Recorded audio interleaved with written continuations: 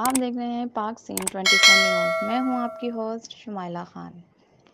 खबर शामिल करते हैं कराची से एक दुखी मां की फरियाद। आइए देखते हैं।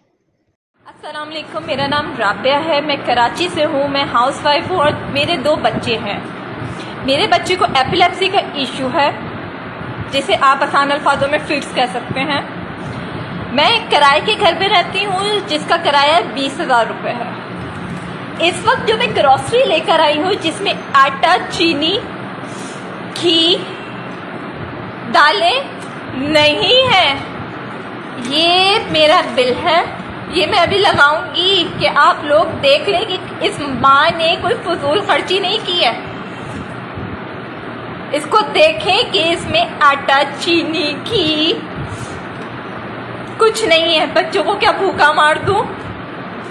उसके बाद माशाल्लाह मेरा बिजली का बिल यूनिट है हमारे जिसमें इस पाकिस्तान में, इस कराची में, इस एरिया में लाइट नहीं होती।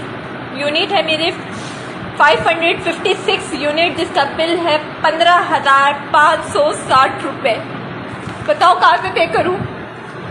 रेंट पे करूँ, ग्रॉसरी लेकर आऊँ, बिजली के बिल दे या टैक्स पे करें तुम लोगों को कि तुम लोगों की जेबें भर जाएं। मेरे बच्चे को फिट्स पड़ते हैं, जिसकी मेडिसिन तुम लोगों ने इन 4 महीनों में माशाल्लाह इतनी महंगी कर दी है कि वो भी पिलाना छोड़ दूं। मैं उस मरियम नवाज में, उस शहबाज शरीफ से पूछती हूँ, क्या तुम लोगों को खुदा का खौफ नहीं है? खत्म हो गया है खुदा का खौफ, मरना नहीं है। कब्र भूल चुके हो कि तुम लोगों ने कब्रों में भी जाना है। क्या तुम इन मासूमों के आंसुओं का हिसाब तुम लोगों को कब्र पे पूछा नहीं जाएगा कि तुम लोगों ने एक गरीब को मार दिया है? आखिर करे तो क्या करे, जिसमें रोजाना की सब्जी नहीं है। बच्चों को दूध पिलाना छोड़ दे, अंडे खिलाना छोड़ दे। 20 रुपए का एक अंडा